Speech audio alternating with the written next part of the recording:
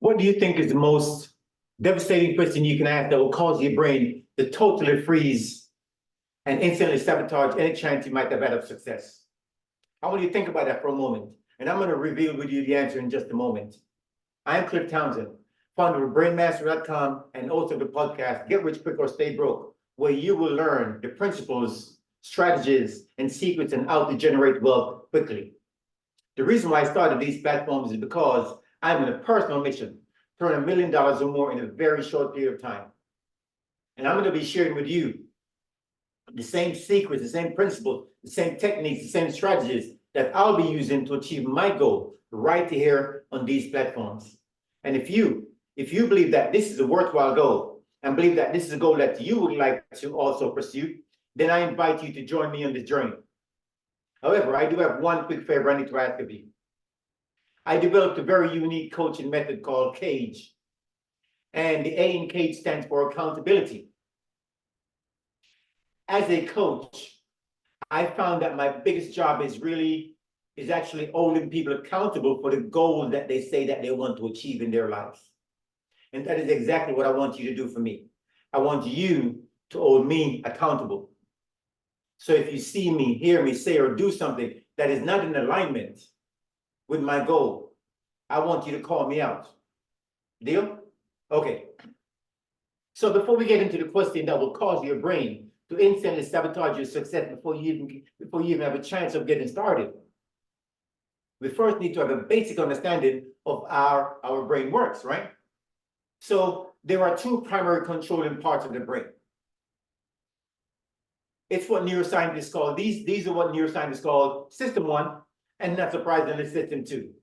If you've ever read the best-selling book called Thinking Fast and Slow, then you're probably familiar with these two systems, right? System one is the thinking fast part of the brain.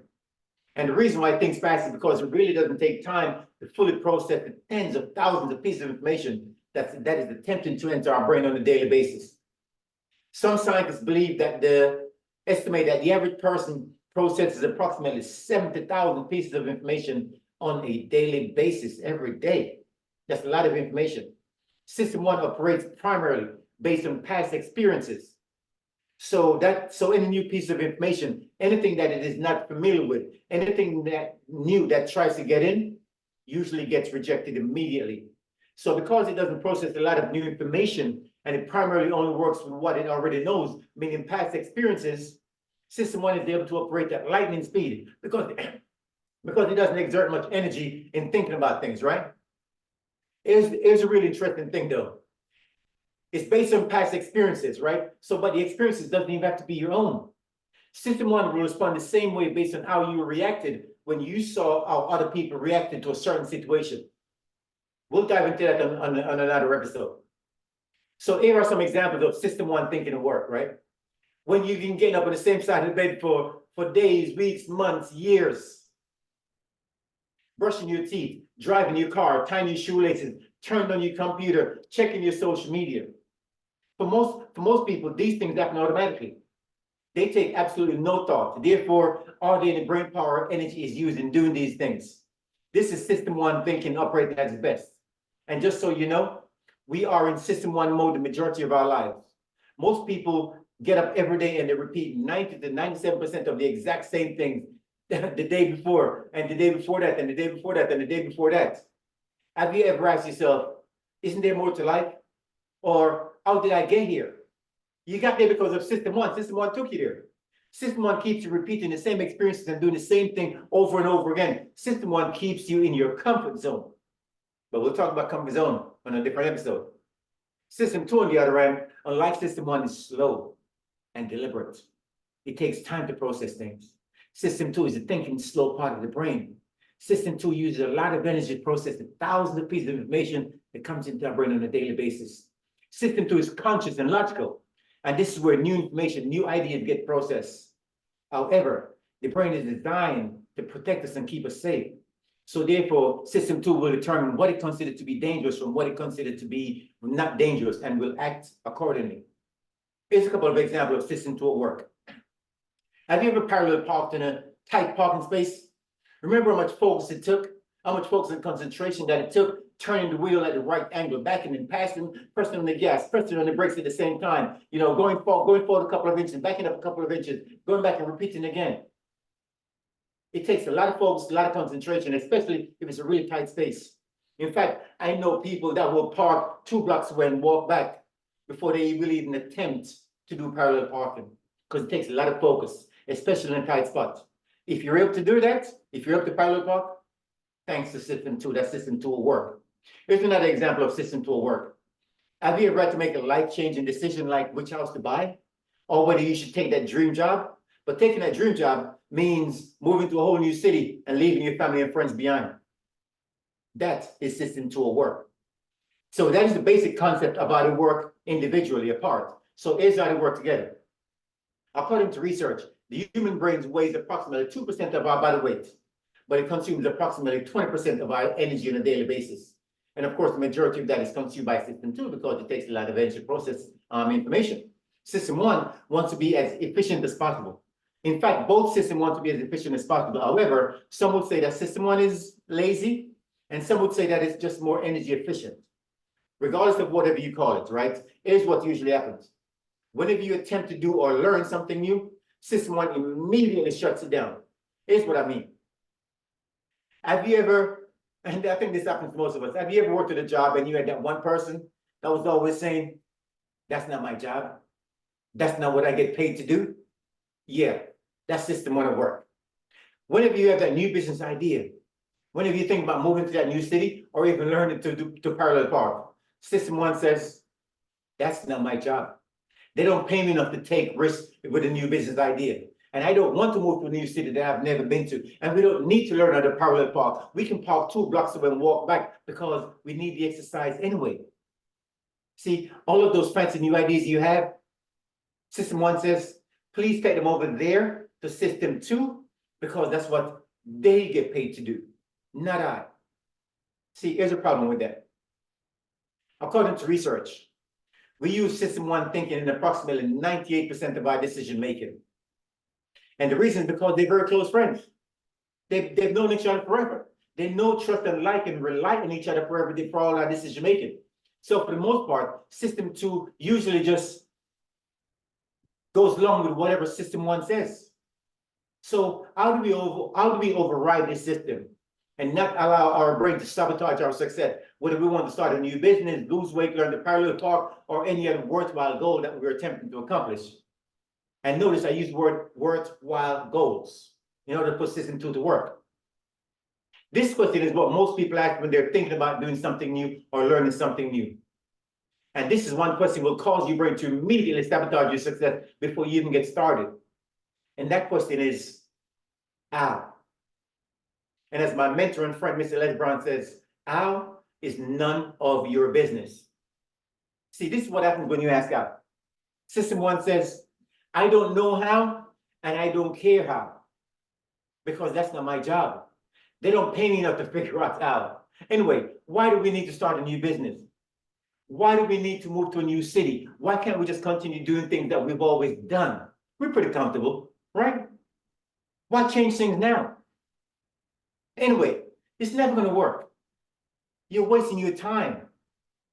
Because look at you, you're too old. You're too young. You're a woman. This is the man's role. You're a man. You're black. You're white. You're too tall. You're too short. You're too skinny. And look at you.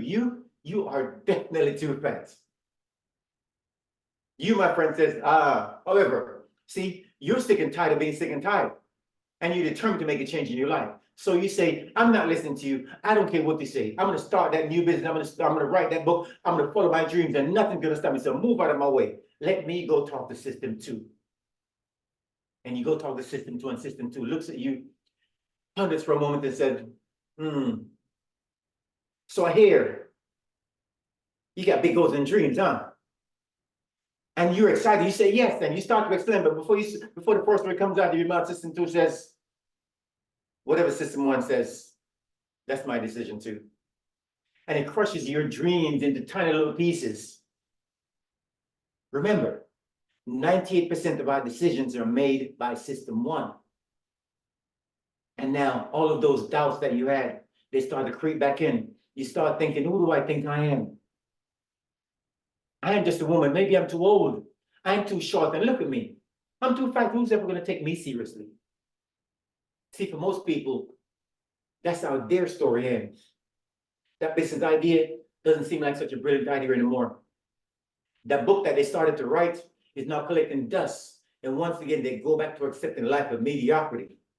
But wait, there's more. Because one of my favorite mentors, Mr. Jim Rohn, he said this: let others lead small lives, but not you. Let others argue over small things, but not you. Let others cry over small hurts, but not you. Let others leave their future in somebody else's hands, but not you. And me personally, I want you to be more, do more, and have more. Because like me, I know you're on a mission, so I'm going to share with you the 2 questions that you need to ask that will bypass the automatic response of system 1 and put system 2 to work on your goals and your dreams religiously.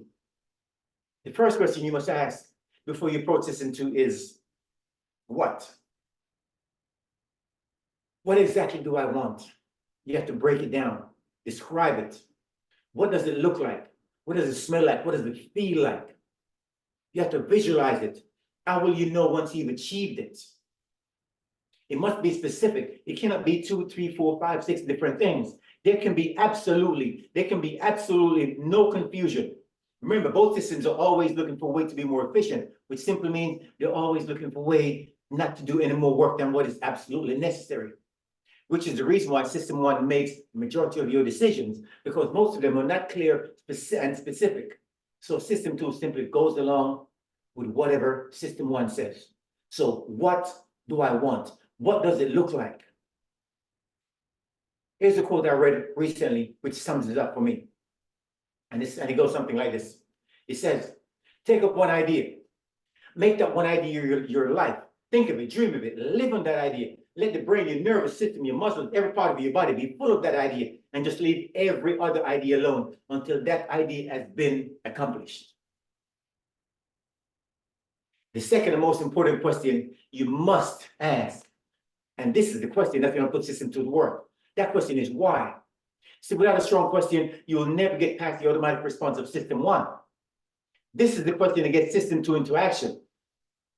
Without a strong why, system 2 simply defers to system 1 because it doesn't consider it to be important enough to dedicate time and energy. System 2 looks at it like this: if it's not that important to you, then guess what? It's not that important to me either. See, I want you to think about this for a moment. Every single worthwhile goal that you have ever accomplished, mastered, or achieved in your life was because you had a strong why. Nothing great has ever been achieved unless the person had a strong why for wanting to achieve it. You know how to drive today because you had a strong why. You might have forgotten that why, but you had a strong why, believe me. You learned how to walk because you had a strong why. If you learned a new language or how to play an instrument as an adult, it's only because you had a strong why. Achieving your goals and dreams are no different. If the brain doesn't see it as something that is worthwhile with a clear and definite purpose, system 2 will not go to work on your behalf. In fact, you will not get past system 1. System 1 will kill your dreams instantly. So to sum it all up, you have to stop asking how to do things that you've never done before because system 1 shuts you down. And instead, you have to ask these questions. You have to answer these questions. What do I want? What does it look like? How does it feel? How does it smell? How does it taste? You have to visualize it. You have to see it before it's made. And why do I want it? That is the most important question. Why? You have to have a strong why. Once you have those 2, you can go to system 2, and system 2 will work on your behalf. I am Cliff Townsend, founder of brainmaster.com and also the podcast Get Rich Quick or Stay Broke, where you will learn strategies, techniques on how to create wealth quickly. And I'll see you on the next episode.